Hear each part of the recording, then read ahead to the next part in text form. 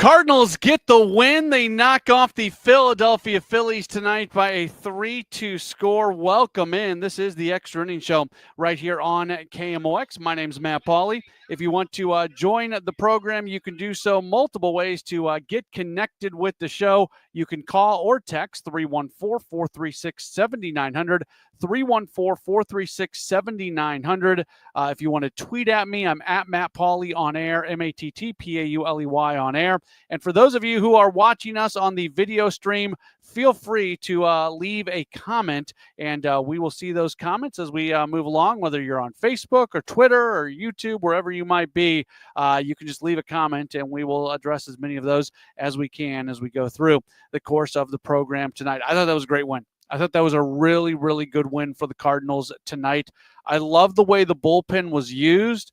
Evidently, Phil Maton was down today. He was not available, and they pushed Kyle Leahy. And, yeah, Leahy's he's not going to be available tomorrow after going 2 1/3 innings. But you save Maton for tomorrow, and Leahy looks so good. That might be the best he's ever looked as a Cardinal. And, I mean, this is a dude who's got a 1.09 ERA. So even though it went down a little bit today, he's been really good all year long. But he was just absolutely fantastic.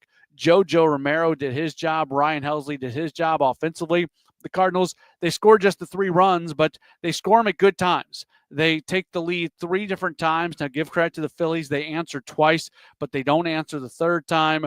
Von Herrera hits a home run, his first home run since being back off the injured list. Mason Wynn with the tiebreaker there in the 7th inning. That put the Cardinals ahead 3-2, and that kept them right there. And Cardinals get the win, and they continue on a run. They have won 9 straight games with this victory tonight. So that's one heck of an accomplishment for this team for sure.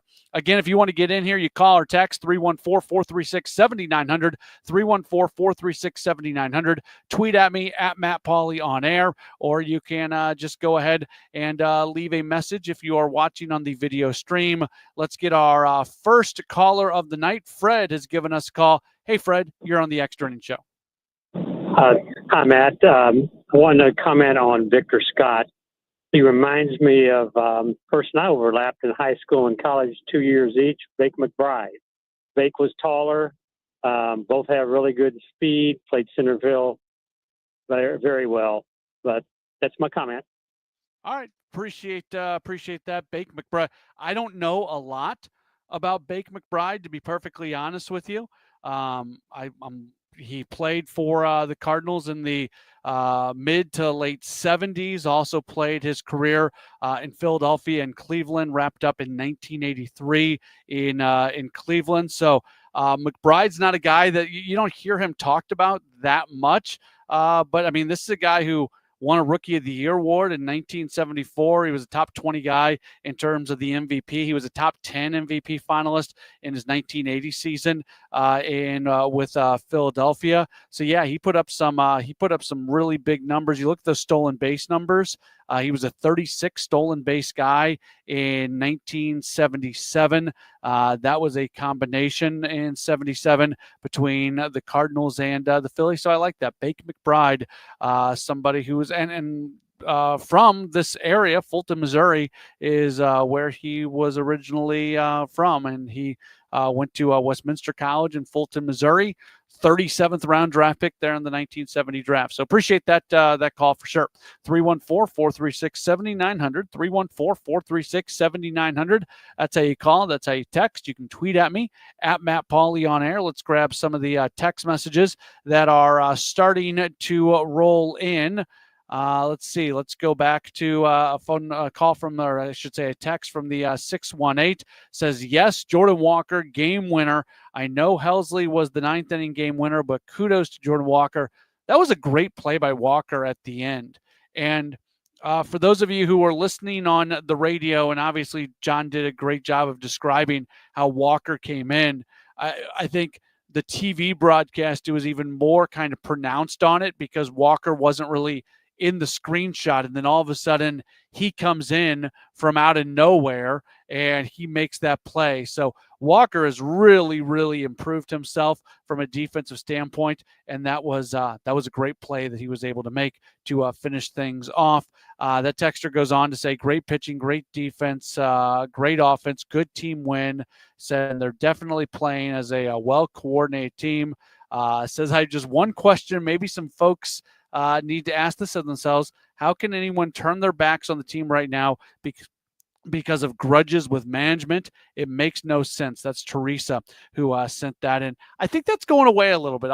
Look, there's 5 more games left on this road trip. They've won 4, so they're one more win away from guaranteeing at least a winning road trip, which is kind of what you hope for when you go into a road trip like this. If you can find a way to go at least 5-4, you're happy. I think now you can get a little bit greedy and want a little bit more based off the fact that they've won the first 4 games of the trip for sure. I was saying this to somebody earlier. So sometimes I kind of monitor Twitter and I search for certain things just to get a sense of what fans are thinking. It's important for me to know, and Twitter is not always representative of the fan base. In fact, it's not, but it's good to know what everybody is saying. And I was doing some searches last night just to see how much I could find from people who, with the standard not believing in the team and still finding ways to have grudges against Oliver Marmol and John Mozeliak and the DeWitts and everything. And honestly, I didn't see a lot of it last night. And I'm sure it can come back very quickly if things start to turn in the wrong direction for the club. But at least for, look, you're on a 9-game winning streak. I think people have to really be looking for something if they're going to complain too much about the club. But it does feel like more and more people are starting to jump in on what's going on with this team. Let's grab Carol, who has given us a call. Hey, Carol, you're on the Extra Innings Show. Yes, I'd like to make a comment about the outfield coaching. Like every Cardinals fan, I love Willie McGee, but I tend to think that the big improvement we've seen in Jordan Walker's fielding, and Victor Scott also mentioned this when he was on the radio earlier today. I think John Jay may have brought a new outlook, and Willie's been with us a long time in that position. So I think maybe the coaching change was beneficial to our outfielders. Yeah, it's a good point, and I love Willie McGee so much, so I want to be careful in how I answer this because Willie McGee is a great coach, and I'm so glad that he's still in the organization and he's impacting young players, and he is a fantastic outfield coach. So what I'm about to say, and I think you were kind of on the same path, Carol, this is not a negative towards Willie at all, but I do think something that this team was missing in terms of coaching was guys who played in the big leagues fairly recently. Now, it changed a little bit last year when Daniel Descalso came in. That helped. But then this year, John Jay comes in. So you have Descalso and Jay. You've got 2 former big leaguers who did it fairly recently. And I think just having guys that are somewhat known can be really impactful. Plus, you add on that Jay's just a good coach. He's a really, really good coach. I'm not saying he's a better coach than Willie McGee. He's a different kind of coach. But I think more than anything else, being able to have somebody who played recently is something that is helpful for this team and the guys are able to really appreciate. Our guy Ball Game, if you listen every night, you know that after every win, he sends in his tip of the cap and raise of the glass. Tonight, he says it goes to Mason Wynn and Ryan Helsley, the hitter, for taking the lead back with the home run, picking up his teammate Pereira, the pitcher for getting a quick start and leaving Harper standing on deck in the 9th inning. You know, Helsley hasn't gotten a lot of 1, 2, 3 innings lately. Has not gotten a lot of 1, 2, 3 innings. And tonight there was some value in getting a 1, 2, 3 inning because you avoid Harper, and that's what he was able to do tonight. So that was a nice job by Ryan Helsley to indeed have that 1, 2, 3 frame. Back to the phones. Brendan has given us a call. Hey, Brendan, you're on the Extra Innings Show. Yeah, I want to talk about Matthew Liberatore. He continues to impress me, and something about him just seems different. Watching him strike out guys, especially those first couple of innings, man, people like Bryce Harper is whiffing at his ball. Like sometimes the opposing players are looking lost at Matthew Liberatore's pitches. If he can keep this up, like what's his role in this organization? Starter, like without a doubt, starter, a guy that you can count on, a guy who can, I think his ceiling is towards the top of the rotation. That's why they made that trade for him many years ago. The thing that's really impressing me about him, his velocity is sticking around. When we talk about elite pitchers in Major League Baseball, these aren't guys that just hit 95, 96. These are guys who are staying at 95, 96 as they get into the 80s, 90s, towards 100 pitches. Now, he didn't get the opportunity to throw that many pitches today. He was pulled out at 80. I think it was a good idea to pull him right there. You just didn't want things to go wrong. But at the same time, if he would have stayed in the game, he still looked good. There was just a couple things that went against him. You really trust Kyle Leahy. But this is where people scoff about the runway season. And I know that's a term that's been used way too often. But Liberatore only gets this opportunity to be in the rotation because it was a year where they wanted to find out about guys. Well, tell Matthew Liberatore that he's going to be a starter and he's going to pitch every fifth day and he doesn't have to be looking over his shoulder.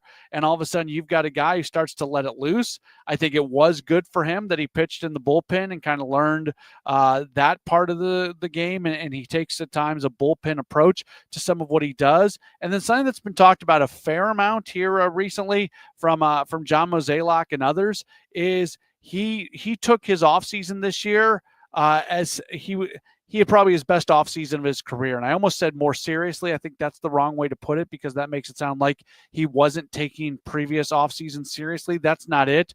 But sometimes as an athlete, you just you learn a little bit about what you need to do and the best way to go about an offseason. And that's what he did. And I think he came into camp ready to go more so than he's ever in his career. And it's really fun to see him turn into a guy who, who do you trust in this rotation right now more than Matthew Liberatore?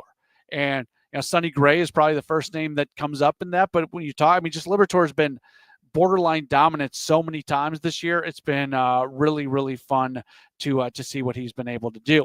Henry sends messages on the video chat. Just says, just want to say that for the diehard fans like myself, this 9-game win streak is a bedrock proof that the team is not garbage. The people constantly trashing this franchise are don't call people names. Says Cardinal Way will never die. Henry, let's keep it.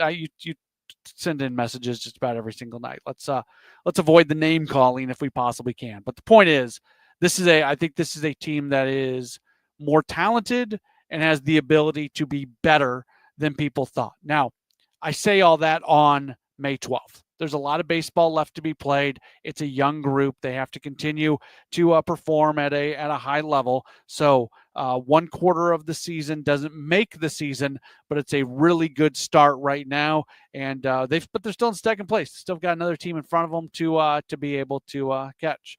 Text message from the 573 says winning against a great Phillies team on the road shows how well this team is performing by showing some good defense, base running, pitching, and some big knocks, plus some good management on Ollie's part. Glad to see Helsley return to form. Just curious if Scott would have made the catch. Eric does send that in. Yeah, the catch, I assume you're talking about the one the Barrero came up just short on that results in a run scoring. I think Scott probably does make that catch, but not many guys do. Barrero's really good. He's probably a little bit better of an infielder than an outfielder, but that's why Scott came in late. Victor Scott can't play every single day. Barrero's going to make most of the plays out there, so I'm not overly upset about him not making the play. It's good that if you can have a game where one of your frontline players who's a very good defensive player doesn't play, and the person who replaces them doesn't make a play that you think that frontline player would have made, and you still win that game, well, then that's a win all the way around. Irvin has given us a call. Hey, Irvin, you're on the Extra Innings Show. Yeah, what I want to say was Jordan Walker, he's a good player. He's coming in his own. It's just taking a little time for him to, to come to get himself together. But my thing is that I think that his stand, when he's up at the plate, he needs to go look at some old tapes like Gagaraga when they had all the other Cardinals that hit the big home runs, McGuire and all the good guys that hit the home runs. You kind of need to look at their stand and kind of maybe get a little bit off of what they did, how they did it, and be able to swing the bat and hit the home run. You got to start hitting some home runs at the end of the season before the Cardinals go to the playoffs. That's my comment. Go Cardinals. All right, Irvin. Certainly appreciate. I'm not as worried with Walker hitting home runs as I am just him driving the ball. The home runs will come. I'm worried more about the doubles, but more than anything else, I'm worried about swing choices. You could talk about, and I'm not a batting coach. I'm not a guy who can break down a batting stance or anything like that. And the Cardinals have a really good hitting coach right now in Brent Brown, and Jordan Walker's doing a ton of work with them. What I can tell you is the swing decisions that Jordan Walker is making are not the swing decisions that you would like him to make all the time. And for me, that's the first thing that I want to see cleaned up. If he starts making better decisions on what to swing at and what not to swing at, I think that's the first domino that gets pushed down, and everything else starts to play. Look, he's struggling. He is struggling. He's a 180 hitter. His month of May so far is 1 for 22. He is striking out a lot. 12 strikeouts and 22 bats in the month of May. 43 strikeouts and 122 bats overall. So he is struggling at the plate for sure. I know he's still really working hard, and I think we can see from the way he's playing defensively that he is not letting his hitting struggles impact other parts of the game, because he has turned into a really, really good defender. The Extra Innings Show is presented in part by Gray Bar. Gray Bar is your distributor for electrical and datacom needs. We've still got a lot more to get to, a bunch of text, a bunch of messages on the video stream that we have not gotten to yet. If you want to chime in, you can still do so by calling, texting, or tweeting. If you call or text, the phone number is 314-436-7900, 314-436-7900. If you tweet at me, it's at Matt Pauley on air, MattPauley on air. Or if you are watching us here on the video stream, whether you're on Facebook, Twitter, or YouTube, you can leave a comment, and we'll get to that as we go along with the show tonight. This is the Extra Innings Show. Cardinals come up with a good win. They beat the Phillies by a 3-2 score. More coming up in just a moment right here on KMOX. Well, it seems it was just, I think just about a year ago, last May, when I was attacked by those cicadas. It was a planned attack. I just completely believe it. And I think a couple of them I guess a couple of them did get up into my brain, because I can still hear them making that noise. It's worse than a gnat. No. Again, air conditioning. Mother's Day is coming up. So how about if you're in need of an air conditioner and you want to keep your better half nice and cool, and everybody's tempers down in the heat, and live in a comfortable environment without cicadas in your head like mine, call me, Bart Inman. One easy number, Missouri and Illinois, 314-293-2600. Or on the internet, bartinman.com. That is Bart with a B, Inman with an I.com. We started Neovitin because we wanted to create a multivitamin for ourselves. That's why we focus on quality ingredients and formulas with our multivitamins. Neovitin 50 Plus multivitamins are formulated with over 20 vitamins and minerals, along with our 4-ingredient physician-formulated proprietary blend for the highest quality daily nutritional support. Give Neovitin 50 Plus multivitamins a try for yourself.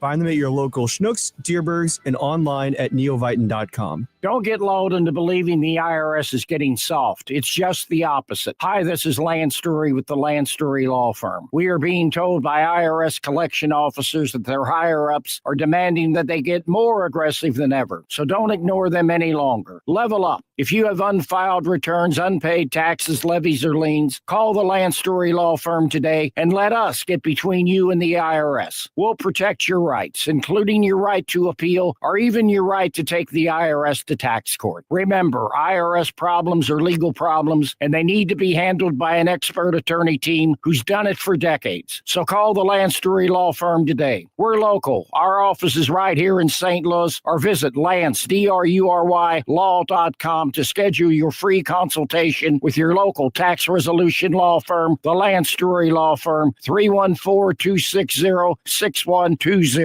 The choice of a lawyer is an important decision and should not be based solely upon advertisements. You are a successful electrical contractor, but you plus a dedicated team supporting your project from day one? That's taking your productivity to the next level. And Graybar can help you get there. Your relationships plus our relationships. Your capabilities plus our job site services. Your challenges plus our technical specialists.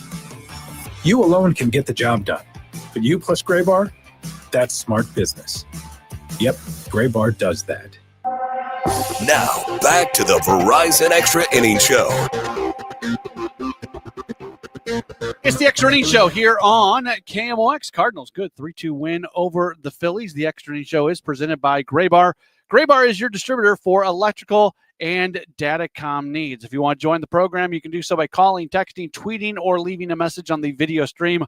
Calling or texting is 314-436-7900, 314-436-7900, or you tweet at me at Matt Pauley on air. Leave that video message wherever you happen to be watching it if you are somebody that's watching the show tonight.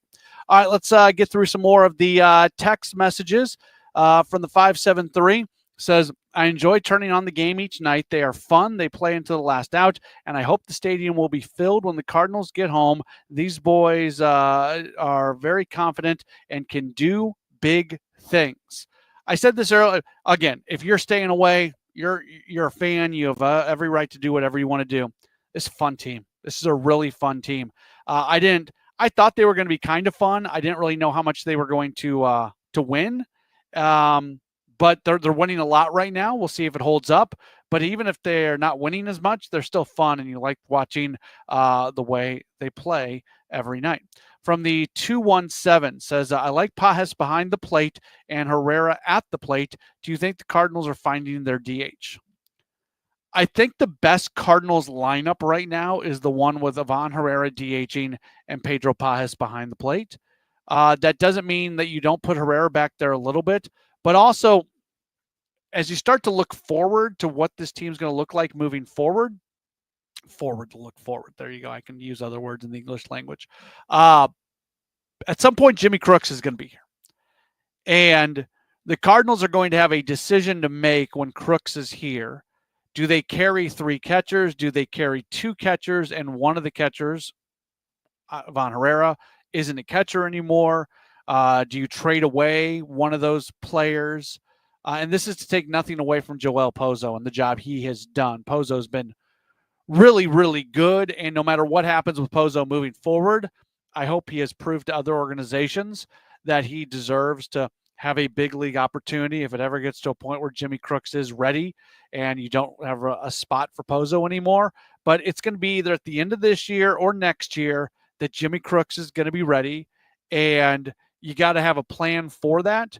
And Pedro Pages is the perfect catcher for you, like backup catcher. And I say backup, like second catcher. That'd be the better way to say it. Backup makes it sound like he's not going to play very, in the world of Yadier Molina, when you are a backup catcher, you don't play very much. That's a very rare thing. But in St. Louis, there's a connotation that goes along with backup catcher that probably isn't totally true because they play more often than maybe we give credit for. But yeah, I think part of what excites me about Ivan Herrera as the club's DH moving forward is the idea that you can still have Crooks and Pages on the roster, and it would make sense. Now, at some point, you would think Luken Baker's going to be back here. He's going to get his swing put together. He can be a really impactful bat off the bench. He's just got to figure out what it takes to be that guy and how to stay sharp even when not starting that often. And he's got to have that home run swing ready for the big leagues. But for at least right now, having Joel Pozo in that spot makes a lot of sense for sure. From the 256 says Walker's defense is much improved. Credit to him for putting in the work. I mentioned earlier that part of what's going on with Matthew Liberatore is the runway season. So this is an interesting text message from the 256. Says, Liberatore was put in the rotation because he earned it in spring, not because of runway. He earned it. Well, both things are true. Both things are true.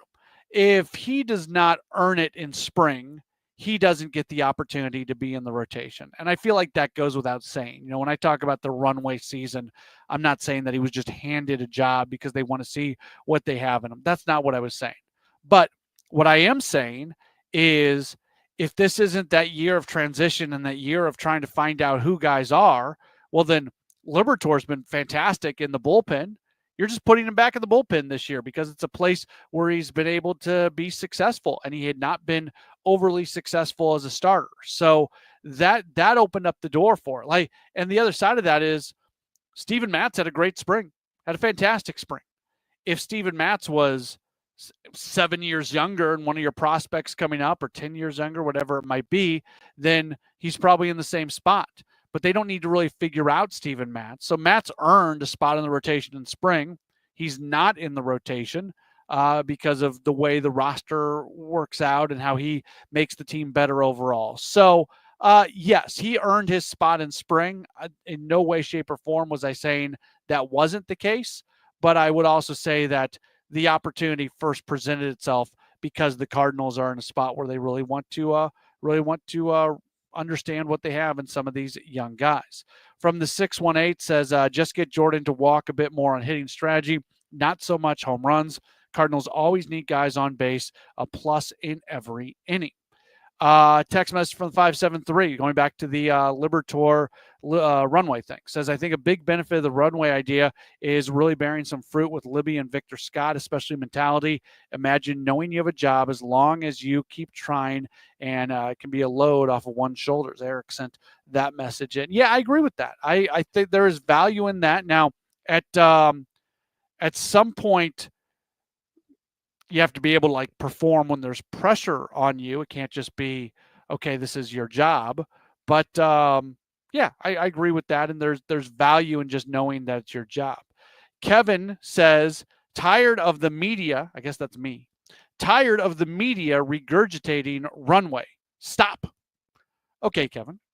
A couple things. First off, if I never said the word runway again, I'd be okay with that. It's annoying, right? It's whether it's reboot, rebuild, transition, runway, like whatever tag word was used, you don't want to just use the same words over and over and over. So I get that. But here's the bottom line. It's what's going on. It is how you describe what is going on. The Cardinals are describing this as a runway season. They want to, and that's what's happening right now with Jordan Walker, and to a lesser extent, Nolan Gorman. Gorman's not quite in the lineup every day as much as Walker is, but Gorman's sticking around on the team.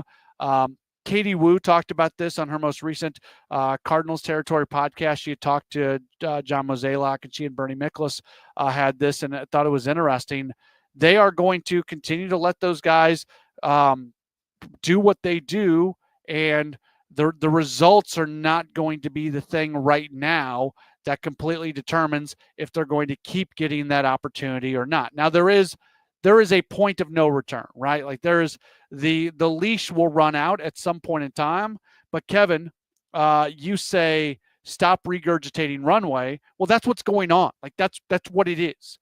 Jordan Walker is in the lineup every single day because the team wants to give him runway. If you want me to come up with other words, I can. Jordan Walker's in the lineup every day because they want to give him that opportunity. Jordan Walker's in the lineup every day because they want to see what they have in him. Like, yeah, there's other words we can use, but it's not us regurgitating runway. It's us explaining what is going on. The Cardinals are giving guys that opportunity, allowing them to move forward no matter what, and that's part of it. So that's what's going on. It's not us just like regurgitating some sort of company line from the Cardinals. It's describing what is taking place with some of these players. Text message or message on YouTube from Space says, felt like a postseason game. Very exciting. It was fun. It was fun tonight, and you hope that feeling. Look, that's what the the fans in Philly are fantastic. What they announced tonight, 42,000, something like that. Like they sell out just about every single night there in Philadelphia. And when you have a crowd like that, it makes it feel like a postseason game. And to go win that kind of game, and I haven't talked about this much on the show yet. I probably should have. Maybe I should have even led off with this. I love the idea that these young guys, one of the youngest everyday lineups in all of Major League Baseball, tonight they got to experience protecting a one-run lead in Philadelphia against a really good team. And twice they weren't able to protect it, but they were able to take that lead once again. And then once they got it for a third time, they were able to hold on to it. There is, beyond just getting a win, beyond just winning a 9th straight game, there is value in being able to play these type of games. And I'm glad this group was able to experience this. Walt sends a message in on Twitter, says, in my opinion, the biggest change in Liberatore is a mental maturity. He removed doubt from his mind and became aggressive. Yeah, the aggressive thing is notable because when he was at his best in the bullpen, he was super aggressive. We didn't always see that, and sometimes we would see guys be a little bit not guys. We would see him maybe be seemingly. It's hard to say for sure because we're not in his head, but it would feel like there was some. He would be not quite as aggressive. I almost use the word timid. I feel like that'd be too strong of a word. But what we are seeing from him this year in his approach, it does seem very different than what we have seen in his approach in previous years. What's on Deck is sponsored by Chesterfield Fence and Deck. The sign you have, the very best, chesterfieldfence.com. Game 2 of this series, it is set to come up tomorrow evening as long as there's not too much rain. There is rain in the forecast. Hopefully it stays away for 3 hours or so. They're starting at about, 6:45 Eastern, 5:45 our time. It's going to be 5:45, so 4:50 is when our pregame show is going to begin. Sonny Gray is going to be on the mound for the Cardinals. The right-hander is 4-1 with a 3.50 ERA. Jesus Luzardo is going to go for the Phillies. He's a lefty who is 3-0 with a 2.11 ERA. That is going to do it for the program tonight. This was a fun one. Lots of interaction. Thanks to, I think I got just about everybody who came in on the text line or on Twitter or anything else. If I missed you, it was not done on purpose. And we appreciate you interacting with us tonight. Cardinals get the win in Philadelphia by a 3-2 score. We will talk to you again tomorrow for more Cardinals baseball right here on KMOX. This is Tom Ackerman, like a Hall of Fame talent.